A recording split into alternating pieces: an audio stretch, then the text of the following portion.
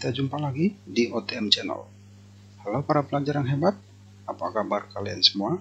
Semoga tetap selalu sehat ya, dan tetap bersemangat dalam mengikuti pembelajaran. Baik, di pertemuan kita kali ini kita akan coba membahas soal biologi UM/UGM 2016 kode 382. Nomor 56, jaringan pada paru-paru yang memungkinkan terjadinya pertukaran gas secara difusi adalah, nah ini jenis-jenis jaringan epitel ya. Jaringan epitel adalah jaringan dasar yang terdapat pada tubuh hewan dan manusia ya. Nah, jaringan epitel yang pipih selapis itu berfungsi sebagai media pertukaran gas. Ini banyak terdapat pada alveoli ya. Pipih berlapis ini pada rongga mulut, rongga hidung, vagina, dan esofagus. Kubus selapis itu banyak kita temukan pada ovum, testis, lensa mata, dan nefron. Kubus berlapis banyak kita temukan pada kelenjar minyak, kelenjar keringat pada kulit kita. Jaringan epitel batang selapis itu banyak terdapat pada lambung, kelenjar pencernaan, jonjot usus, saluran respirasi atas. Jadi kalau kita kembali kepada soal, jaringan pada paru-paru, nah ini banyak disusun oleh jaringan epitel pipih selapis ya. Jadi jawabannya Charlie.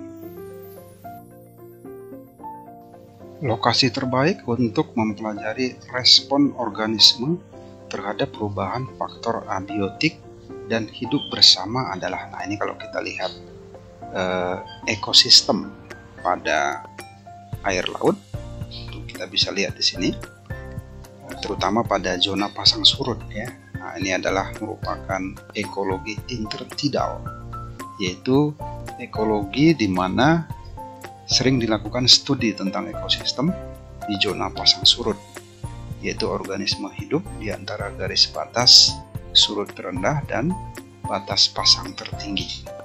Pada saat air surut, zona intertidal akan terekspos, sedangkan saat pasang akan tertutup oleh air. Nah, kita bisa lihat di sini ya, zonanya.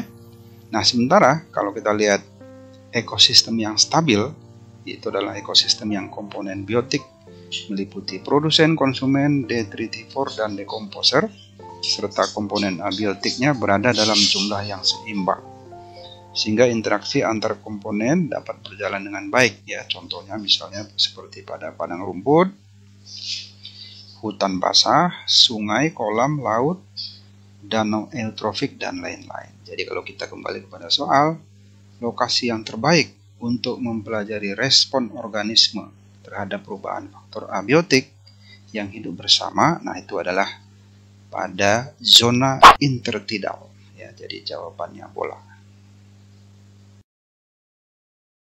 Nomor 58, karakteristik yang dimiliki oleh reptil yang memungkinkan terjadinya transisi habitat dari akuatik ke terestrial adalah, nah, ini mari kita lihat bagaimana proses transformasi ya, terutama untuk kelas vertebrata dari habitat air ke darat ya, dari akuatik ke terestrial.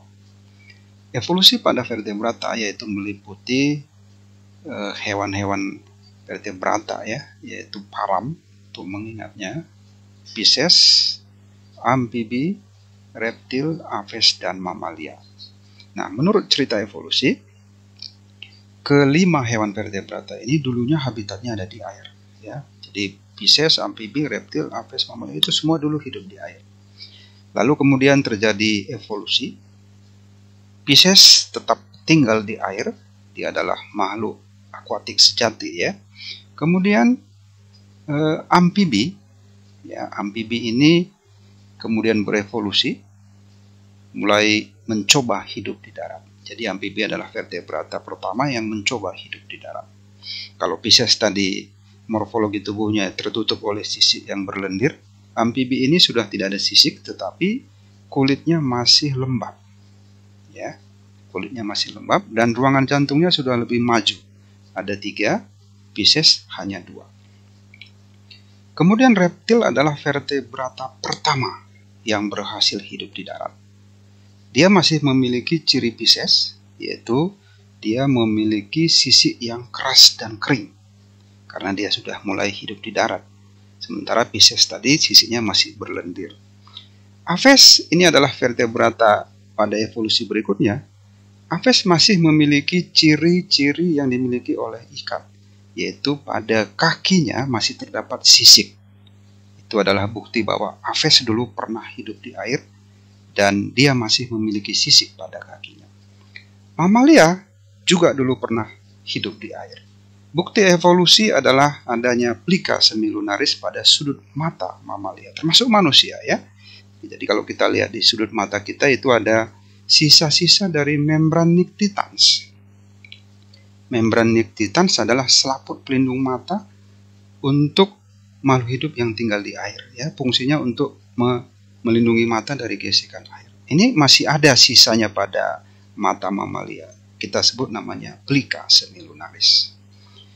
Jadi kalau kita lihat soal kita ini, karakteristik yang dimiliki oleh hewan reptil yang memungkinkan terjadinya transisi dari air ke darat. Ya, itu kita bisa lihat itu adalah masih adanya sisik pada tubuh reptil ini yang kering dan keras. Nah, itu dia jawaban yang paling tepat ya. Jadi option A, kulit bersisik keras dan kering.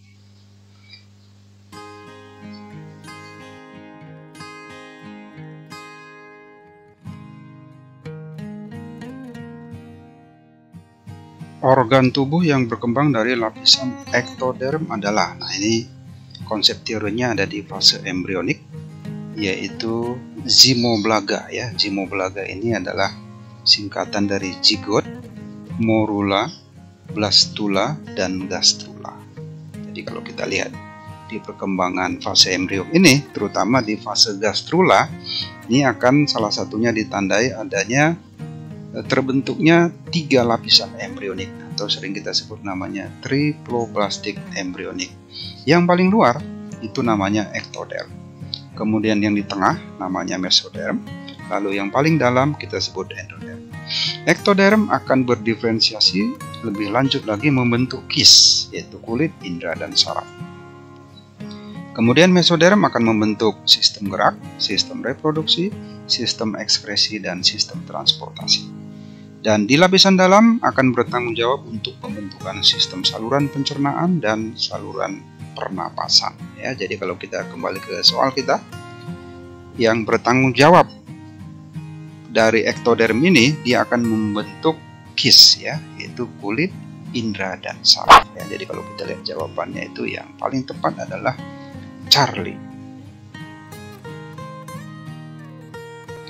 Kondisi yang menyebabkan alel pembawa sifat yang lebih disukai akan lebih sering muncul dalam populasi adalah, nah ini tidak terlepas dari karakteristik antara seleksi alam dengan seleksi buatan ya.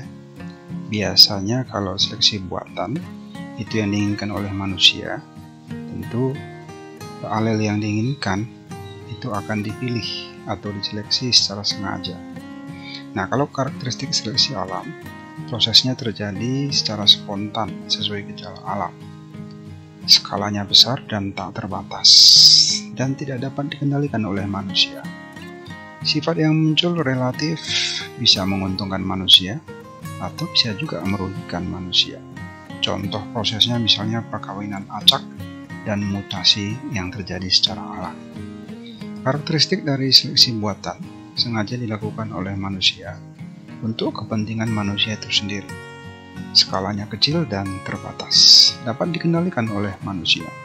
Sifat yang muncul sesuai dengan keinginan manusia. Biasanya yang diinginkan adalah dia bersifat unggul dan menguntungkan.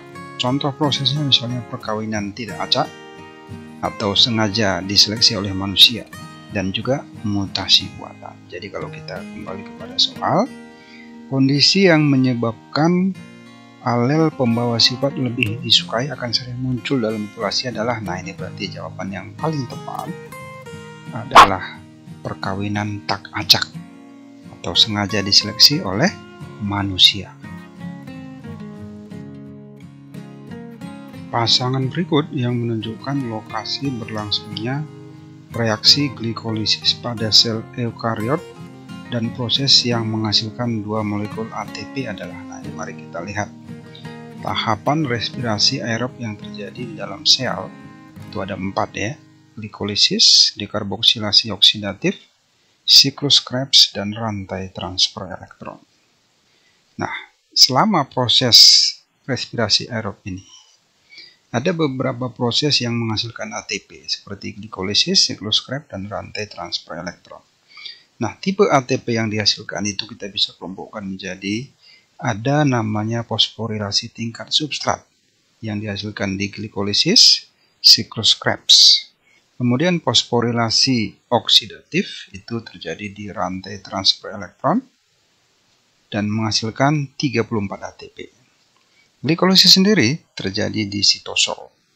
Kemudian dekarboksilasi juga terjadi di sitosol. Siklus Krebs terjadi di matriks mitokondria. Rantai transfer elektron terjadi di krista mitokondria. Jadi kalau kita kembali kepada soal, glikolisis pada sel eukariot dan proses yang menghasilkan 2 ATP, nah itu berarti terjadi di sitosol, prosesnya glikolisis, dan proses pembentukan ATP-nya kita sebut fosforilasi tingkat substrat. Jadi kalau kita lihat, pilihan yang paling tepat adalah bola.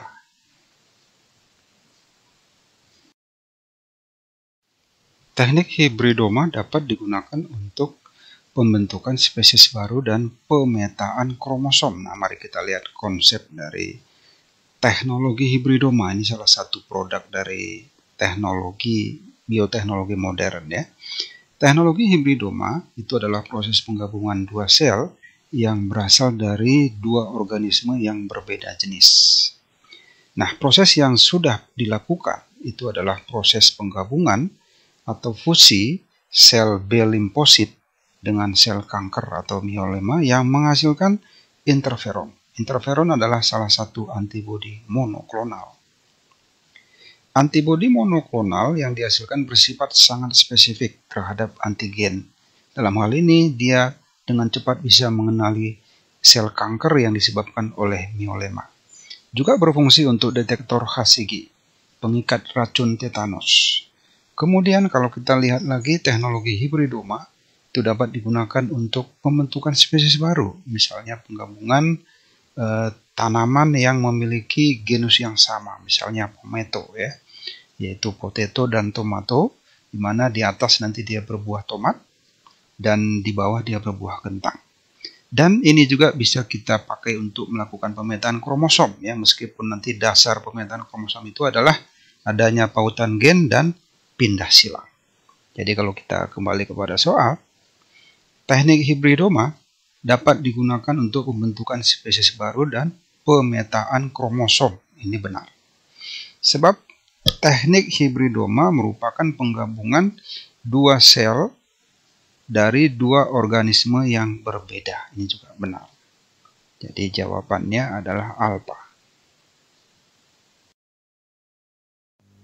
Dalam kondisi berpuasa, glikogen dalam hati dipecah menjadi glukosa.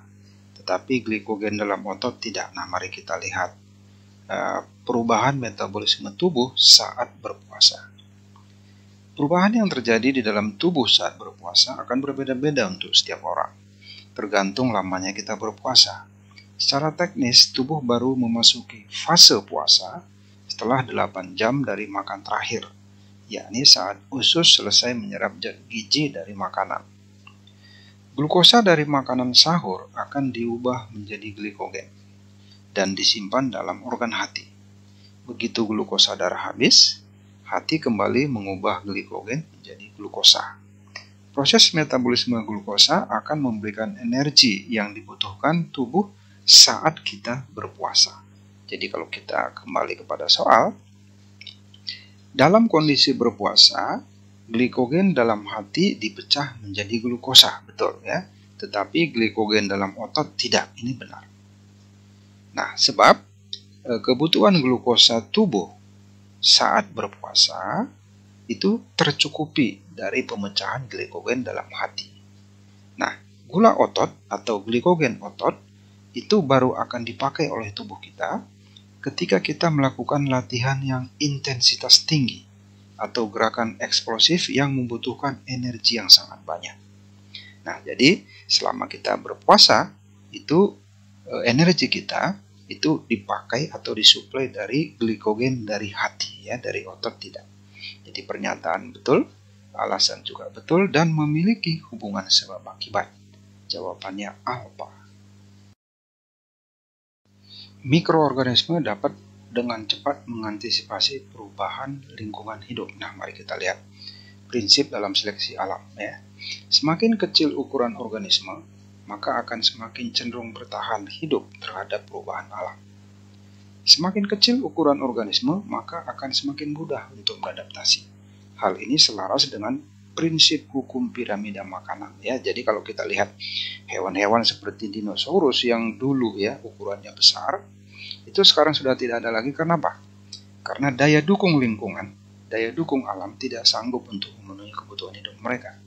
Dan hewan tersebut dengan ukuran tubuhnya yang besar, dia juga kesulitan dalam beradaptasi, ya. Jadi semakin kecil ukurannya, mikroorganisme ini, dia akan memiliki sistem adaptasi yang lebih baik dibandingkan dengan makhluk hidup yang berukuran lebih besar, ya. Metabolisme tubuh lebih baik, dan respon tubuh terhadap perubahan lingkungan juga akan dengan lebih cepat beradaptasi, ya.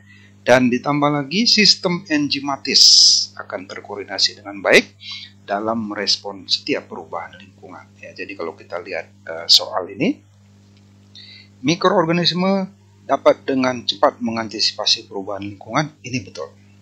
Sebab mikroorganisme mempunyai sistem enzim yang terkoordinasi dengan baik, ini juga betul, ya. Ada hubungan dan jawabannya adalah alfa. Bioteknologi di bidang pertanian dapat menghasilkan tanaman transgenik yang tahan terhadap hama dan penyakit. Nah, mari kita lihat. Ini adalah salah satu produk dari bioteknologi modern di bidang pertanian, ya. Sebenarnya banyak produknya yang sudah berhasil diciptakan oleh para ahli kita, ya. Selain ada hidroponik, aeroponik, kultur jaringan, dan pupuk hayati, ya. Transgenik ini salah satu yang menjadi produk unggulan di bidang pertanian, ya. Transgenik atau tanaman yang unggul karena sudah disisipkan gen yang bisa melawan hama atau mengusir hama, ya. Jadi proses pembentukannya secara sederhana, tanaman transgenik dibuat dengan cara mengambil gen-gen tertentu, ya, misalnya gen lactoferrin yang baik pada makhluk hidup lain untuk disisipkan pada suatu tanaman. Penyisipan gen ini melalui suatu vektor, kita sebut namanya plasmid TI, yang biasanya menggunakan agen bakteri Agrobacterium tumefaciens untuk tanaman dikotil. Nah, keunggulan tanaman transgenik ini antara lain produktivitasnya yang lebih tinggi, tahan terhadap hama, toleran terhadap herbisida, dan mengandung kualitas nutrisi yang lebih baik. Jadi kalau kita lihat soal kita ini, bioteknologi di bidang pertanian dapat menghasilkan tanaman transgenik yang tahan terhadap hama dan penyakit, betul. Sebab tanaman transgenik dapat dihasilkan dengan menyisipkan gen lactoferrin, ya, seperti kita sebutkan tadi, sehingga tanaman akan menjadi tahan terhadap hama dan penyakit. Ini betul. Pernyataan betul, alasan betul, dan memiliki hubungan sebab akibat, ya. Jadi jawabannya alfa. Kestabilan struktur DNA lebih baik bila rantai DNA banyak mengandung pasangan basa sitosin dan guanin. Nah, mari kita lihat bahwa rantai DNA itu akan terhubung dengan adanya ikatan hidrogen antar basa-basa nitrogen, di mana basa nitrogen adenin dan timin akan membentuk dua ikatan hidrogen, dan basa nitrogen sitosin guanin akan membentuk 3 ikatan hidrogen. Nah, perbedaan jumlah ikatan hidrogen ini tentunya akan mempengaruhi kestabilan dari rantai DNA. Nah, semakin banyak basa nitrogen sitosin guanin di mana ikatannya ada 3, tentu akan lebih stabil dibandingkan dengan rantai DNA yang basa nitrogennya adenin dan timin, ya, yang ikatan hidrogennya hanya ada 2. Jadi kalau kita kembali kepada soal, kestabilan struktur DNA akan lebih baik bila rantai DNA banyak mengandung pasangan sitosin dan guanin. Betul. Sebab ikatan basa nitrogen sitosin dan guanin lebih kuat daripada ikatan basa nitrogen adenin dan timin. Betul, karena jumlahnya lebih banyak ya. Pernyataan betul, alasan betul, dan memiliki hubungan sebab akibat. Jawabannya alpha.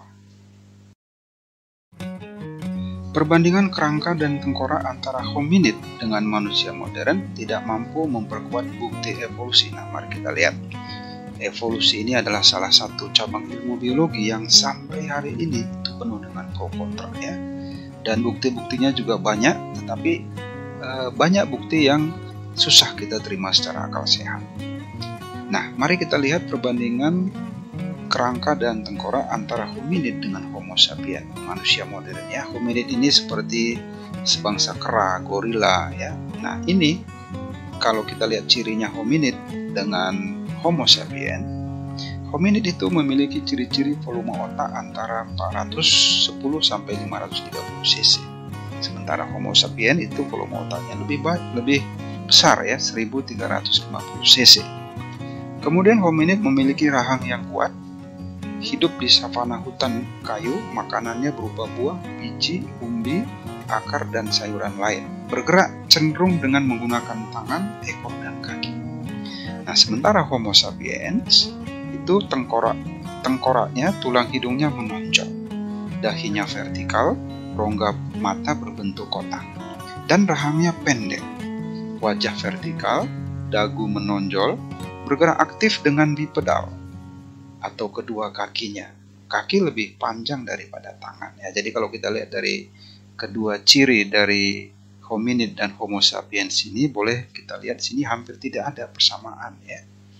Jadi kalau kita lihat soal kita, perbandingan kerangka dan tengkorak antara hominid dengan manusia modern tidak mampu memperkuat bukti evolusi ini. Betul ya, sebab tidak ditemukan kemiripan struktur anatomis tengkorak dan kerangka hominid dengan manusia modern. Ini juga betul. Jadi pernyataan betul, alasannya betul, dan memiliki hubungan sebab akibat. Jawabannya alpha. Penyebab kanker tidak dapat diketahui secara pasti karena merupakan gabungan dari sekumpulan faktor pencetus. Nah, mari kita lihat karakteristik dari sel kanker. Pengertian kanker adalah penyakit yang terjadi akibat pertumbuhan sel-sel tubuh yang abnormal dan tidak terkendali sehingga menyebabkan jaringan tubuh normal menjadi rusak. Nah, mengenai penyebab kanker ini itu banyak sekali faktornya ya kalau kita klasifikasi.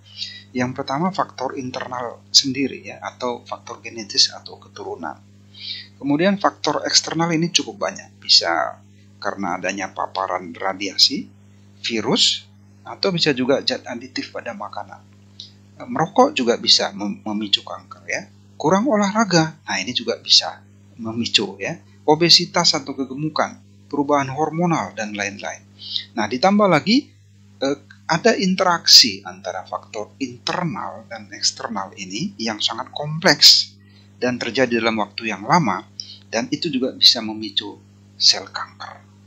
Jadi kalau kita simpulkan penyebabnya ini banyak sekali faktornya ya. Sampai sekarang diagnosa untuk medisnya juga susah ditentukan kenapa seseorang itu bisa menderita kanker. Jadi kalau kita lihat pada soal, penyebab kanker tidak dapat diketahui secara pasti karena merupakan gabungan dari sekumpulan faktor pencetus ini. Betul, bisa interaksi faktor karena ada faktor internal dengan eksternal. Sebab resiko terjadinya kanker dapat dipicu oleh faktor genetik, lingkungan, makanan, gangguan keseimbangan hormonal, dan radikal bebas. Ini juga betul. Pernyataan betul, alasan betul, dan memiliki hubungan sebab akibat. Jawabannya alpha. Fosfolipid merupakan molekul yang sangat sesuai sebagai komponen utama membran plasma. Mari kita lihat struktur dari membran plasma atau membran sel yang menyusun sel hewan maupun sel tumbuhan. Nah, pada membran sel ini kita bisa lihat bahwa kedudukan dari fosfolipid bilayer ini itu ternyata sangat berperan ya. Yang pertama sebagai kerangka, tempat tertanamnya berbagai komponen lain yang membantu struktur dari sel ini, ya, termasuk glikolipid, glikoprotein, protein membran, dan lain-lain. Kemudian fosfolipid ini juga berfungsi untuk menjaga bentuk sel dan media pengenalan atau komunikasi dengan lingkungan dan sel-sel lain. Juga berperan dalam hambatan permeabilitas antar kompartemen berair. Molekul amfipatik bermuatan ganda yang terdiri dari satu molekul gliserol, satu gugus fosfat, dan 2 unit asam lemak. Dapat dengan mudah beradaptasi dengan lingkungannya. Nah, ini diperankan secara aktif oleh fosfat yang bersifat hidrofilik dan asam lemak sebagai ekornya yang bersifat hidrofobik, sehingga dia gampang beradaptasi dan bisa berkomunikasi dengan lingkungan dan sel-sel yang lain. Jadi kalau kita kembali kepada soal, fosfolipid merupakan molekul yang sangat sesuai sebagai komponen utama membran plasma. Ini betul. Sebab fosfolipid memiliki bagian kepala yang bersifat hidrofilik, yaitu tadi yang diperankan oleh fosfat, ya, dan bagian ekor yang bersifat hidrofobik. Ini juga betul. Ya, jadi pernyataan betul, alasan betul, dan memiliki hubungan sebab akibat. Jawabannya alfa. Perubahan iklim akan menyebabkan perubahan struktur dan fungsi ekosistem lautan. Nah, mari kita lihat faktor penyebab perubahan ekosistem, yaitu yang utama adalah iklim yang meliputi curah hujan, intensitas cahaya, kelembapan, kecepatan angin, dan perubahan suhu. Jadi kalau kita lihat pada soal kita, perubahan iklim akan menyebabkan perubahan struktur dan fungsi ekosistem lautan. Ini betul.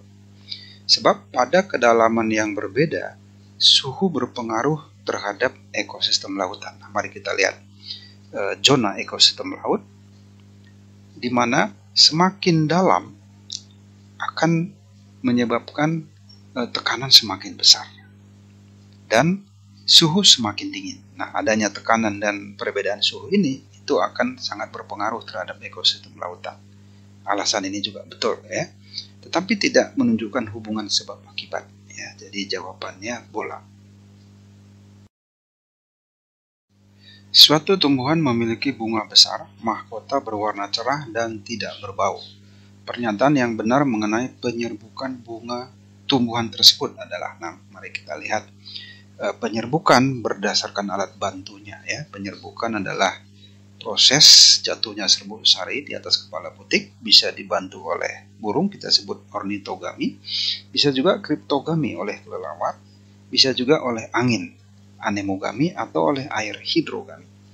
Nah, ornitogami atau penyerbukan yang dibantu oleh burung, nah ini biasanya tanamannya memiliki bunga yang besar dan berwarna cerah, mahkotanya menarik dan memiliki nektar. Nah, kriptogami ini biasanya tumbuhannya mekar pada malam hari, contohnya misalnya bunga durian atau bunga pisang. Anemogami memiliki bunga yang kecil, tidak ada mahkota, kalaupun ada kecil, ya, dan jumlah serbuk sarinya banyak sekali. Nah, hidrogami biasanya habitatnya ada di air. Penyerbukan terjadi karena adanya pergerakan air. Jadi kalau kita kembali kepada soal, suatu tumbuhan memiliki bunga besar, mahkota berwarna cerah dan tidak berbau. Pernyataan yang benar mengenai penyerbukan tersebut adalah, ya, ini kalau kita lihat di sini, angin berperan sebagai perantara penyerbukan. Nah, ini kalau dibantu oleh angin, ya, atau anemogami, ini salah, ya. Nomor 2, penyerbuk mendapat nektar dari bunga. Nah, ini yang diambil oleh burung tersebut untuk mendapatkan nektar. Nomor 3, penyerbuk merupakan serangga nokturnal. Ini salah, ya. Nokturnal adalah hewan atau serangga yang aktif di malam hari. Ini biasanya seperti kelelawar, ya. Jadi bunganya mekar pada malam hari. Ini salah. Nomor 4, penyerbuk tertarik pada rangsang visual. Nah, ini terutama untuk bunganya besar dan berwarna cerah. Ini betul, ya. Jadi kalau kita lihat yang betul 2 dan 4. Jawabannya Charlie. Organisme diklasifikasikan berdasarkan kesamaan. Nah, klasifikasi itu kita bagi menjadi 3 ya. Ada klasifikasi secara alami, artificial, dan filogenetik. Masing-masing ada dasarnya. Nah, secara umum dasar klasifikasi akan kita lihat berdasarkan kesamaan ciri struktural morfologi tubuh. Ini biasanya dilakukan klasifikasi secara alamiah. Kemudian ciri struktur anatomi tubuh. Nah, ini biasanya dilakukan kalau klasifikasi dilakukan secara buatan atau artifisial. Selain itu, adanya sumbu simetri tubuh. Nanti kita bagi menjadi radial simetri dan bilateral simetri. Sistem rangka tubuh ini juga menjadi dasar klasifikasi. Nanti ada kita sebut eksoskeleton dan endoskeleton. Kemudian klasifikasi secara filogenetik. Nah, ini tanpa melihat morfologi tubuh. Jadi dilihat adalah hubungan kekerabatan secara evolusi. Kemudian ada juga klasifikasi didasarkan jenis makanan dan cara reproduksinya. Jadi kalau kita kembali kepada soal, organisme diklasifikasikan berdasarkan kesamaan. Nah, yang pertama, filogenetik. Nah, ini berdasarkan hubungan kekerabatan secara evolusi. Betul. Perilaku ini bukan menjadi dasar suatu klasifikasi, salah. Struktur tubuh ini bisa morfologi, bisa juga anatomi. Ini betul. Fungsi organ tubuh. Nah, ini bukan dasar klasifikasi ya. Jadi 1 dan 3 jawabannya. Pernyataan yang benar mengenai pembelahan sel secara meiosis adalah, nah mari kita lihat karakteristik pembelahan sel secara meiosis. Nah, yang pertama, meiosis ini terjadi pada sel gonad ya, atau sel kelamin, yaitu tujuannya untuk pembentukan sel kelamin, yaitu seperti sperma dan ovum ya, kecuali nanti dalam metagenesis lumut, meiosis justru terjadi pada saat pembentukan spora ya, sehingga menghasilkan spora yang haploid, jadi berbeda ya.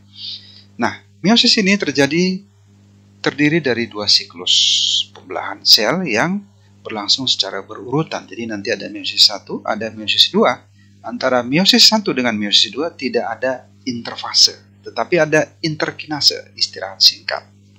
Setiap siklus terjadi 2 kali sitokinesis dan 2 kali karyokinesis. Sitokinesis adalah proses pembelahan sitoplasma dan karyokinesis adalah proses pembelahan inti. Sehingga nanti dia akan menghasilkan 4 sel anak yang masing-masing kromosomnya haploid. Nah, sementara replikasi DNA itu hanya terjadi 1 kali, yaitu saat profase 1. Jadi kalau kita kembali kepada soal, pernyataan yang benar mengenai pembelahan secara meiosis, nomor 1. Terdiri dari 2 siklus sel yang berlangsung secara berurutan, ini betul. Meiosis 1, meiosis 2. Nomor 2, dalam satu siklus terjadi 2 kali replikasi DNA, ini salah. Replikasi DNA hanya terjadi 1 kali di saat profase 1. Di profase kedua tidak ada replikasi DNA lagi. Nomor 3, setiap siklus terjadi 2 kali pembelahan sitoplasma dan 2 kali pembelahan karyokinesis, ini betul. Nomor 4, satu siklus meiosis menghasilkan sel haploid yang identik secara genetik, ini salah. Jadi yang betul nomor 1 dan nomor 3 jawabannya bola. Daun yang terlindung dari cahaya memiliki karakteristik. Nah, mari kita bandingkan antara daun yang ternaungi dengan daun yang kena cahaya. Ya, gambar yang pertama itu adalah daun yang ternaungi. Kemudian gambar yang kedua itu adalah daun yang kena cahaya. Ya, kalau kita lihat persebaran palisade dan sponsnya berbeda ya. Yang pertama, sel epidermis pada daun yang ternaungi dia lebih kecil, kalau kena cahaya dia lebih besar. Helaian daunnya kalau yang ternaungi kecil dan tebal, kalau kena cahaya dia lebar dan tipis. Palisade ya, pada daun yang ternaungi dia hanya ada selapis, sementara yang kena cahaya dia ada lebih dari 1 lapis ya, bisa 2 lapis. Jumlah jaringan antara palisade dengan spons ya, kalau dia ternaungi palisade lebih banyak dari spons, kalau kena cahaya kebalikannya, spons lebih banyak dari palisade.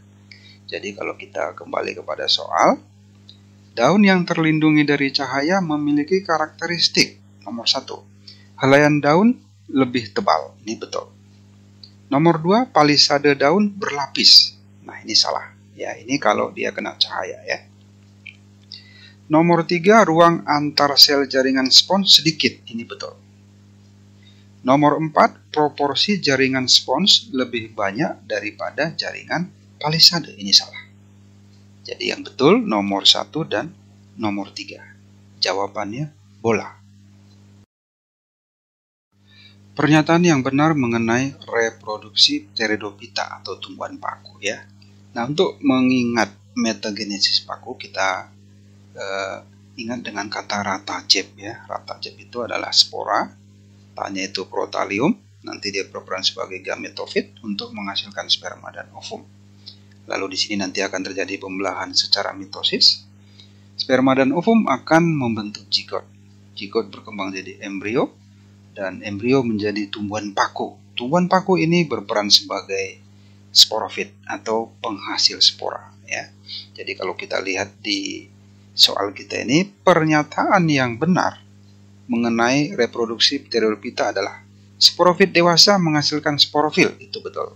Ya, jadi pada tumbuhan paku, sporofitnya adalah paku itu sendiri. Dan paku ini sendiri nanti memiliki bentuk daun dan fungsi yang berbeda-beda. Ya. Ada daun sporofil, bertugas untuk menghasilkan spora. Jadi sporanya itu nanti ada yang terletak di sisi bawah daun. Ada juga daun tropofil untuk fotosintesis. Ya, nomor 1 betul. Kemudian nomor 2. Generasi sporofit lebih dominan daripada generasi gametofit. Ini juga betul. Ya, jadi untuk memahami metagenesis paku ini, di mana tumbuhannya berada, itulah yang dominan. Ya, kalau kita lihat di sini, tumbuhan pakunya ada di sporofit. Ya, jadi sporofit itu lebih dominan daripada gametofit. Umurnya lebih lama. Nah, nomor 2 betul. Nomor 3. Reproduksi aseksual dapat dilakukan dengan rizom. Ini betul ya. Rizom adalah semacam akar tinggal yang dimiliki oleh tumbuhan paku. Nomor 4, generasi sporofit membentuk antheridium dan archegonium. Ini salah. Ya, yang membentuk antheridium dan archegonium itu adalah protalium. Ya, jadi 1, 2, dan 3 jawabannya alfa.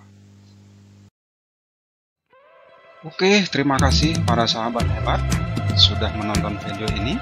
Salam sehat selalu dan tetap semangat. Nantikan video-video menarik berikutnya hanya di OTM Channel. Jangan lupa like, subscribe, dan bunyikan lonceng.